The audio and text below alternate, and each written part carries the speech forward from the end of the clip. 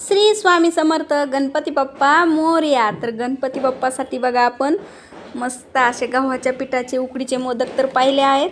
तर आज आपण तळणीचे मोदक कसे बनवायचे ते बघणार आहोत। मस्त असे खुसखुशीत होणारे तळणीचे मोदक। तर त्यासाठी चला आता आपण काय करू, एक ताट घेतलेला आहे। आधी आपल्याला कणिक मळून घ्यायची आहे।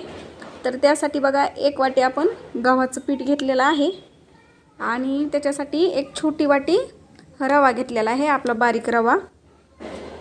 नंतर आपल्याला थोडंसं किंचित, आता गोड पदार्थ म्हणलं ना की थोडंसं मीठ टाकलं का खरंच खूप छान चव येते। त्याच्यासाठी थोडंसं आपण मीठ टाकून घेतलेलं आहे आणि कडकडीत तूप गरम करून घ्यायचं आहे। कडकडीत तुपाचं समजा गरम करून मोहन घालायचं आहे आपल्याला, कारण की खुसखुशीत पदार्थ बनण्यासाठी तेल असो वा तूप असो कडकडीत जर गरम करून टाकलं तर पदार्थ खुसखुशीत बनतो। जर तूप नसेल टाकायचं तर तुम्ही तेल जरी गरम करून टाकलं का तरी पण चालतं। आता छान याला मिक्स करून घेऊ तर पूर्ण असं, कारण की तूप सगळीकडे लागलं गेलं पाहिजे पिठाला। तर मस्त असा मुटका तयार झाल्यासारखा होतो बघा, मस्त एकच नंबर खुसखुशीत होतात मोदक।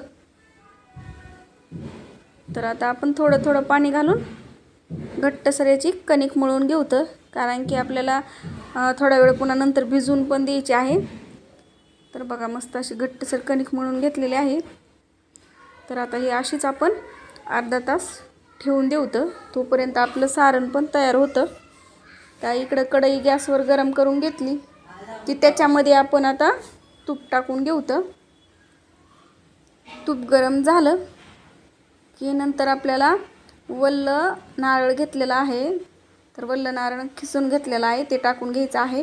जर वल्ल नारळ उपलब्ध नसेल तर तुम्ही खोबरं पण खिसून घेऊ शकता। तर आता तुपामध्ये आपल्याला 1 मिनिटभर 1 ते 1.5 मिनिटापर्यंत याला परतून घ्यायचं आहे। तर परतल्यानंतर आपण गूळ घालून घेतलेला आहे। तर मस्त असं आता गूळ टाकल्यानंतर या सारणाला पाणी सुटतं, पण आपल्याला घट्ट होईपर्यंत याला परतून घ्यायचं आहे।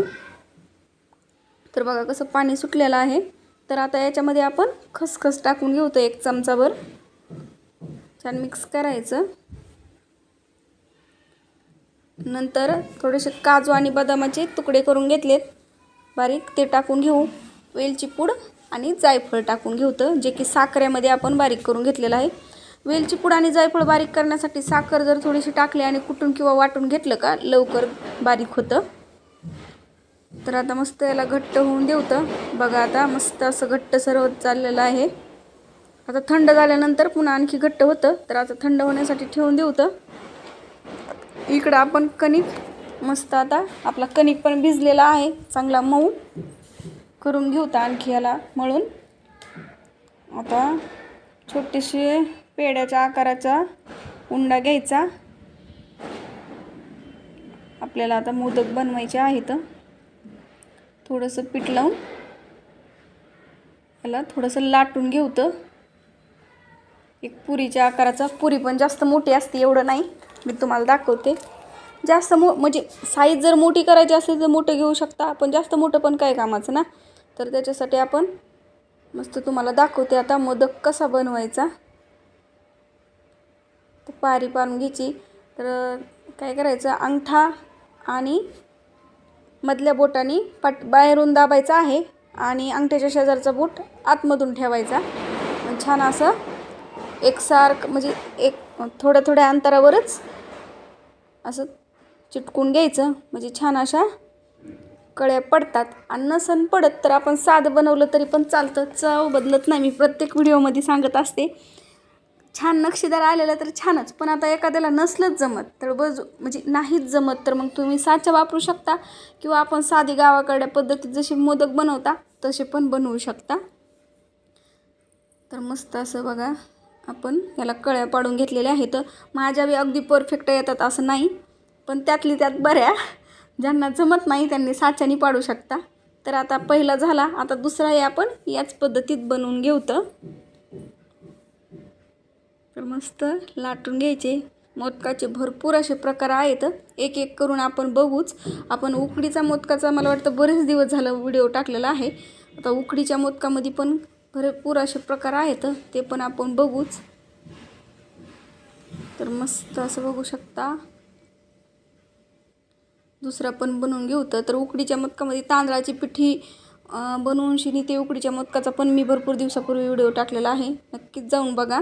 आणि त्या दिवशी गव्हाच्या पिठाचे पण उकडीचे मोदक कसे बनवायचे त्याचा पण मी व्हिडिओ टाकलेला आहे. आज तळणीचे मोदक आहेत. तर तळणीच्या मोदकाचा व्हिडिओ कसा वाटला नक्कीच कमेंट करून सांगा.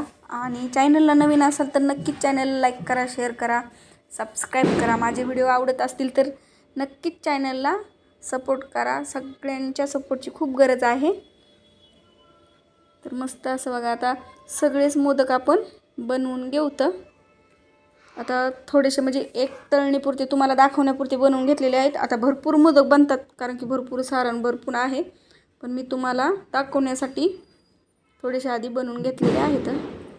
आता तेल गरम झालेलं आहे, मस्त आपण तळून घेऊ.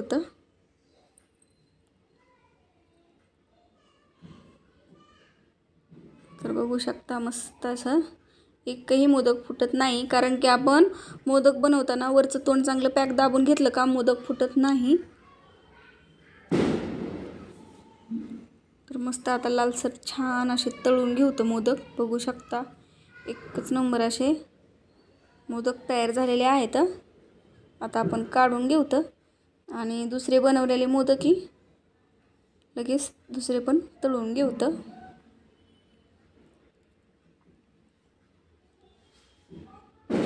तर बघा तुम्हाला समजेल आणि बनवायला तुम्हाला पण सोपं जाईल अशा भाजीमध्ये मी रेसिपी सांगितलेली आहे मोदकाची. तुम्हाला आवडल्यास मला नक्कीच कमेंटमध्ये सांगा.